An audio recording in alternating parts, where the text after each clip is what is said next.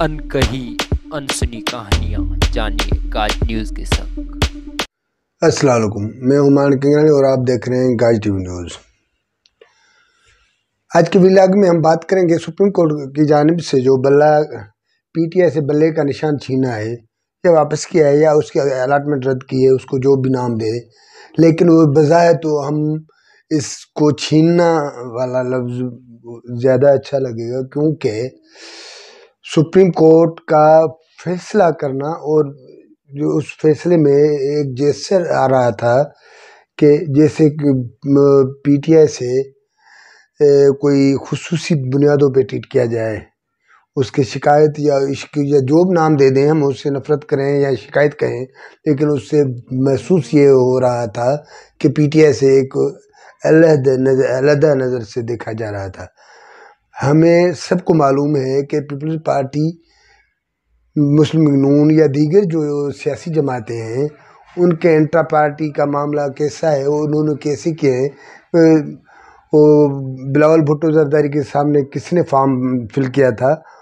या नवाज शरीफ या शहबाज शरीफ या जो भी क़यादत है जिस मुल्क की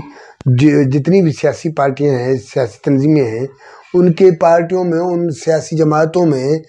जो भी इंट्रा इलेक्शन होते हैं वो हम सबको पता है। वो मेरे ख्याल में काजी चीफ जस्टिस काजी फ़ायज़ ईसा साहब समेत हम सब ये जानते हैं कि इंट्रा इलेक्शन जो पार्टियां होती हैं, जमातों में होती हैं, वो इंट्रा इलेक्शन कैसे होती हैं और क्यों होती हैं। लिहाजा पीटीआई के बल्ले के छीनने के हवाले से सुप्रीम कोर्ट ने अपना एक मुख्तसर जो फैसला सुनाया, उसमें उसको कहा जा रहा है कि इलेक्शन कमीशन की जानिब से पहली मरतबा सुप्रीम कोर्ट को 24 मई 2021 में इलेक्शन की जानिब से नोटिस दिया गया था। तब पीटीआई हुकूमत में थी और एक ताकतवर तरीन पोजीशन में थी, तो उसी ज़माने में पीटीआई को इलेक्शन कमीशन ने इंट्रा पार्टी कराने का नोटिस दिया था, जिस पे उसने कोई नहीं दिया। उसके बाद दोबारा उसको इंट्रा पार्टी का नोटिस भेजा गया, वो जो लास्ट और आखिरी था वो था 13 जून 2022। आखिरी जो इलेक्शन कमीशन की जानिब से जो दिया गया था, नोटिस दिया गया था, उसमें ये वाज़ेह किया गया था, ये सुप्रीम कोर्ट का कहना है या उसका फैसला है जो बल्ले के छीनने के हवाले से दिया गया है। तो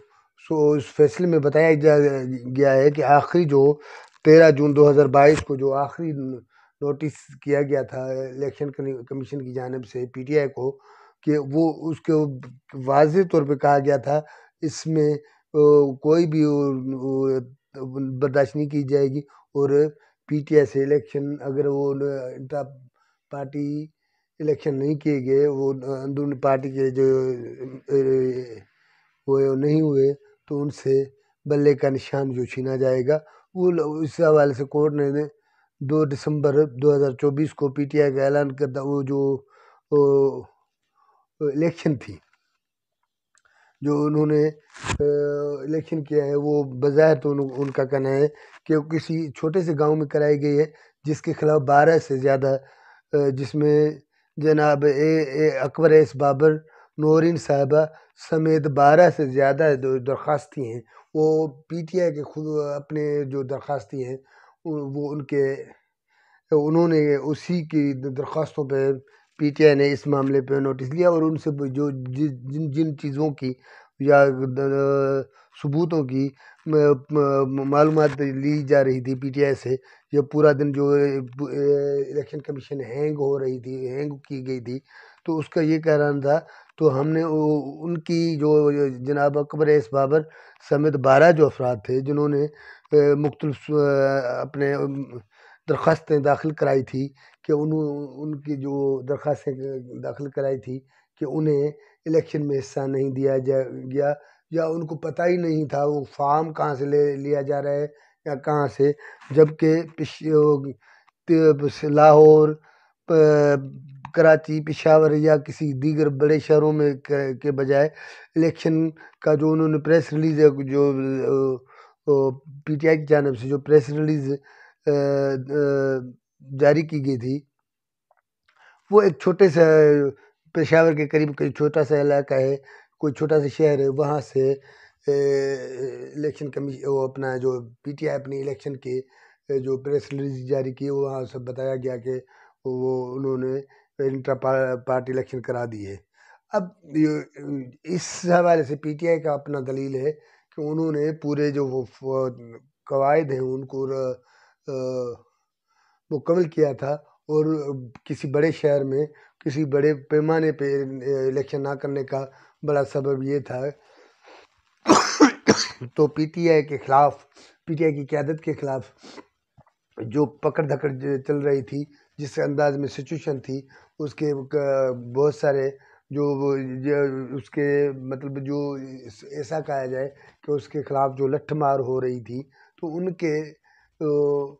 اس سے بچنے کے لیے، وہ گرفتاریوں اور پکڑ دھکڑ سے بچنے کے لیے انہوں نے الیکشن کسی بڑے شہر یا سر عام کرانے کے بجائے کہیں چھپ کر کی یا چھوٹے سے شہر میں کی، جس کے انہوں نے پریس ریلیز جاری کیا، جو کسی اخباروں میں چھپا، ایک دو چھوٹی موٹی اخباروں میں بھی آیا وہ پریس ریلیز آیا۔ تو ہم اس معاملے پہ بات کرنے سے پہلے ہم ایک چھوٹی سی اور بات کریں گے، جو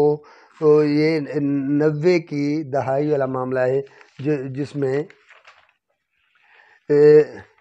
الیکشن کمیشن اپنے آئی ایس آئی کی جانب سے اپنا مختلف سیاستدانوں میں پیسے بانٹے گئے تھے، یا ان مختلف رہنماؤں کو، جس میں پیپلز پارٹی کے خود ملک معراج اپنے ملک معراج، پی پی کی جو اہم رہنما تھے غلام مصطفیٰ خر صاحب، ملک معراج اور غلام سرور چیمہ، جیسے پیپلز پارٹی کے اہم ترین قیادت تھی اس زمانے کی، ان کو بھی پیسے دیے گئے تھے اسد درانی کے معرفت، کیونکہ وہ آئی ایس آئی کا وہ یہ کہا یہ جا رہا تھا۔ تو آئی ایس آئی جو ایک سیاسی ونگ ہے، تو ویسے تو ان کا سیکیورٹی معاملے ان کے الگ ہیں، جو سیکیورٹی اداروں کے اپنے کام ہیں، لیکن پہلی مرتبہ وہاں آئی ایم اے میں آئی ایس آئی کا ایک چھوٹا سا ونگ بنایا گیا تھا، جو ریسپانسبل تھی وزیر اعظم کو۔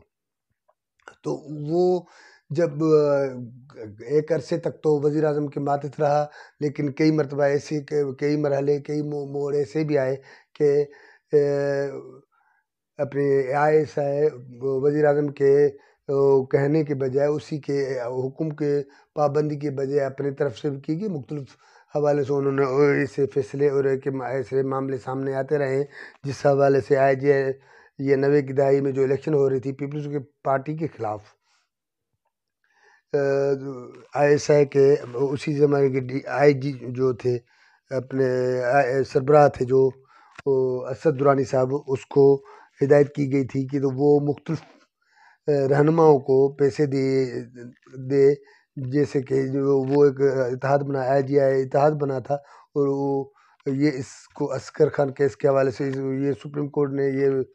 اسی زمانے کا فیصلہ بھی ہے اس کے حوالے سے، اور اسد درانی صاحب اور دیگر جو ان کے ملوث تھے، انہوں نے حلفیہ بیان بھی ریکارڈ کرائے کہ انہوں نے کس کس کو کتنے پیسے دیے، جس میں نواز شریف سمیت مختلف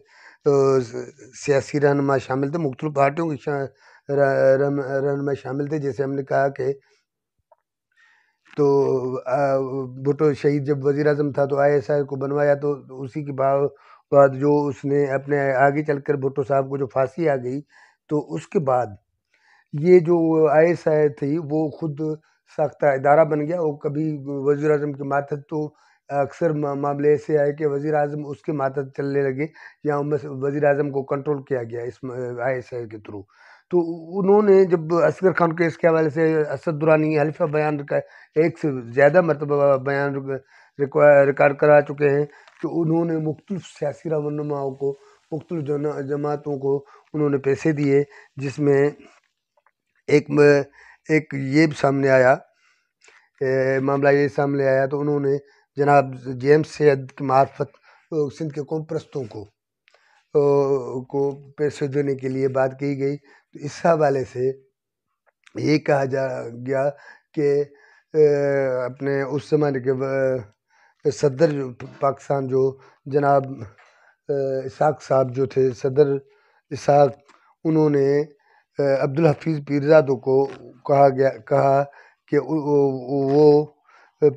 سندھ کے جو قوم پرست جو پی پی کے خلاف لڑ رہے تھے، 6 سے زیادہ امیدوار تھے، جن میں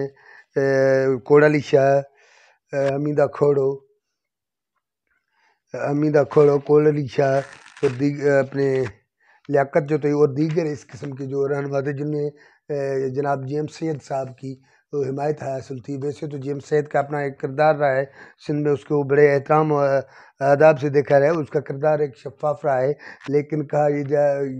جا رہا تھا کہ صدر اسحاق کی عبدالحفیظ پیرزادہ کو اپنے کہا کہ اس کی معرفت آپ جیمز سید صاحب کی معرفت جو ان کے حمایت یافتہ امیدواروں تھے، انہیں یہ جو تقریباً 30 لاکھ روپے 3 ملین جو رقم تھی وہ ان کو دی جائے۔ یہ حامد میر صاحب کے اپنے نے اس حوالے سے حامد نامور اور سینئر جرنلسٹ حامد میر صاحب کہتے ہیں کہ یہ بات اس کو عبدالحفیظ پیرزادہ ایک مرتبہ نہیں کئی مرتبہ اس سے اس معاملے پہ ڈسکس ہوا، کیونکہ جی ایم سید جیسے اہم شخصیت تو جو وہ تھے، اس پہ الزام تھا کہ ان کے رہنماؤں کو یا ان کے حمایت یافتہ امیدوار جو پیپلز پارٹی کے خلاف الیکشن لڑ رہے تھے، جو اتفاق سے 6 کے 6 وہ الیکشن ہار گئے تھے، لیکن انہیں جو آئی جے کی یہ پلیٹ فارم پہ انہیں پیسے دیے جا رہے تھے یا انہیں فنڈ دیا جا رہا تھا یا انہیں مدد کی جا رہی تھی پیپلز پارٹی کو شکست دینے کے نام پر، تو وہ جو جی ایم سید کی معرفت انہیں دیا گیا۔ تو یہ فیصلہ کرنا، یہ میں جو پچھلے اصغر خان یا اسی حوالے سے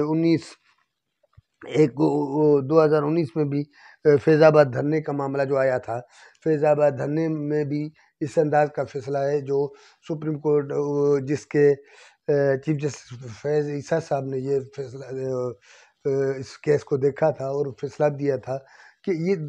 جس کو چیلنج کرنے کے لیے عمران خان کی معرفت چیلنج کرایا گیا تھا، جس کو ایک عرصے تک قاضی فائز عیسیٰ صاحب کو اس معاملے سے باہر رکھا گیا یا اس کو کنٹرول کرنے کے لیے یا پورے تو اس کو ایسا کنجسٹڈ ماحول میں رکھا گیا، جب اب اس کا قاضی فائز عیسیٰ صاحب کا جو اپنا دوبارہ اس کا موقع آیا ہے، اس کو وہ اس معاملے پہ پہنچائے، تو ہم یہاں ایک پلیٹ فارم پہ یہ بات کر رہے ہیں چیف جسٹس صاحب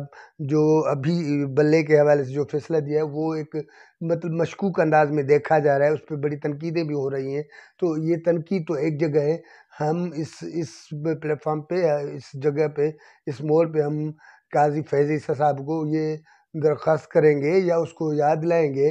یہ نہ صرف اصغر خان کیس کا معاملہ ہو یا فیض آباد دھرنا ہو یا بلے کا معاملہ ہو، یہ فیصلوں پہ عمل کیوں نہیں ہوتا؟ یہ سارے جو معاملے ہیں فیصلے عدالتیں تو فیصلے دے رہی ہیں، لیکن اس پہ جو عمل نہیں ہو رہا، تو یہ اس قسم کی جو چیزیں آ رہی ہیں جو کچھ دن پہلے لاہور کے سینئر جرنلسٹ ہیں منصور علی خان نے وہ اپنا یہ ایک ادارے سے ملاقات کے نام پہ کسی اہم سیکورٹی ادارے ظاہر ہے اس کا ملاقات تھی، جس انداز میں اس نے سارا ماحول پینٹ کیا کہ اس نے ادارے کے سربراہ نے کیا کہا کہ اس کو 2024 کے الیکشن میں پی ٹی آئی کو یا عمران خان کا کوئی تصور سامنے نہیں آ رہا، تو اس کا مطلب ہے کہ وہاں فیصلہ کیا جا چکا ہے کہ ان کو روکا جائے گا۔ اسی انداز میں پرویز مشرف کو کے خلاف جب فیصلہ آیا تو یہ معاملہ آیا کہ بھئی ان کا آخری ہے جو ایسا ہوگا، تو اس کے بعد ایسا نہیں ہوگا۔ تو منصور علی خان کے مطابق